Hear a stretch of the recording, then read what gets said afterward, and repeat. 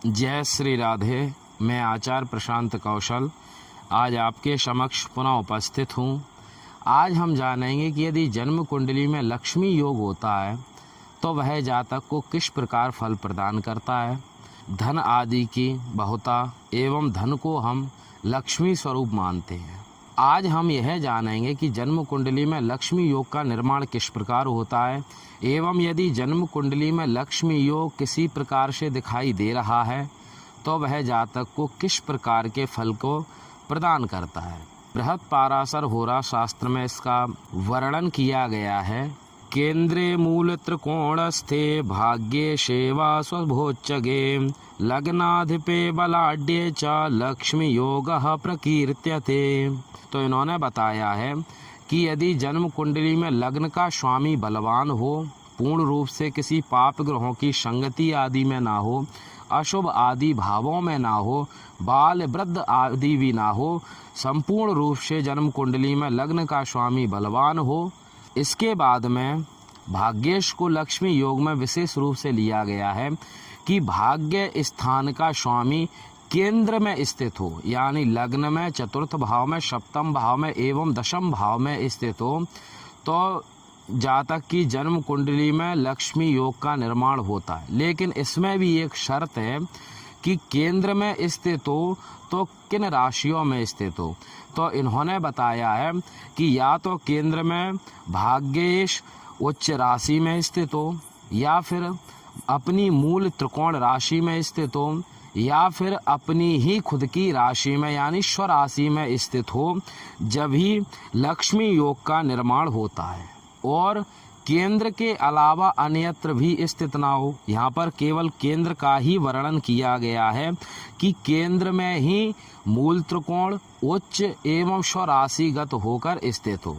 अब इस प्रकार से लक्ष्मी योग का निर्माण होता है। अब हम समझते हैं कि जब लक्ष्मी योग का निर्माण जन्म कुंडली में हो जाता है तो वह जातक को किस प्रकार का फल प्रदान करते हैं। तो इन्होंने इसके लिए एक श्लोक की रचना की है। स्वरूपो गुणवान भूपो बहुपुत्र धनान्वितः यशस्वी धर्म संपन्नो लक्ष्मी योगे जनो भवेत्। यहाँ पर इन्होंने वर्णन किया है कि जिस जन्म कुंडली में लक्ष्मी योग का निर्माण होता है वह जातक देखने में सुंदर होता है, रूपवान होता है, रूपवान के साथ साथ जातक गुणवान भी होता है। उस जातक के अंदर कई प्रकार के गुण विद्यमान होते हैं, जातक गुणवान होता है। इसके बाद में इन्होंने बताया भूपो यानी राजा। ऐसे जातक राजा या फिर राजतुल्य होते हैं। या तो ऐसे जातकों का पद जिस पद पे होते हैं श्रेष्ठ पद की प्राप्ति करते हैं, या फिर जिस भी कार्य को करते हैं उसमें श्रेष्ठता प्राप्त करते हैं। एवं इसके बाद में इन्होंने बताया बहुपुत्र धनान्वितः। ऐसे जातकों के पुत्र आदि का भी ऐसे जातकों को सुख होता है एवं धन आदि की तो अधिकता होती ही है, क्योंकि इस योग का नाम ही लक्ष्मी योग है। ऐसे जातकों को धन आदि की कोई कमी नहीं होती, धन आदि की बहुता होती है। इसके बाद में इन्होंने बताया है यशस्वी धर्म संपन्नो। ऐसे जातक यशवान होते हैं एवं ऐसे जातकों का दूर दूर तक यश एवं कीर्ति फैलती है। इसके बाद में इन्होंने धर्म के बारे में बताया है। ऐसे जातक धर्म आदि के विषय में जानकारी प्राप्त करते हैं एवं धार्मिक प्रवृत्ति की होते हैं एवं अपने जीवन में कई प्रकार से धर्म आदि के कार्यों को करते हैं। धर्म से ऐसे जातक निरंतर जुड़े रहते हैं। जब जातक की जन्म कुंडली में लक्ष्मी योग का निर्माण होता है तो वह जातक को इसी प्रकार का फल प्रदान करते हैं। अब यहाँ पर मैं एक बात और स्पष्ट करूं कि केंद्रों में भी चतुर्थ सप्तम से दशम भाव बलवान हैं एवं लग्न तो सबसे प्रबल एवं बलवान होती है।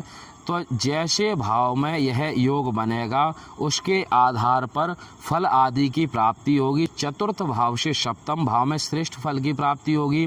सप्तम भाव से यदि दशम भाव में यदि ये योग बनता है तो चतुर्थ सप्तम की अपेक्षा दशम में श्रेष्ठ फल की प्राप्ति होगी।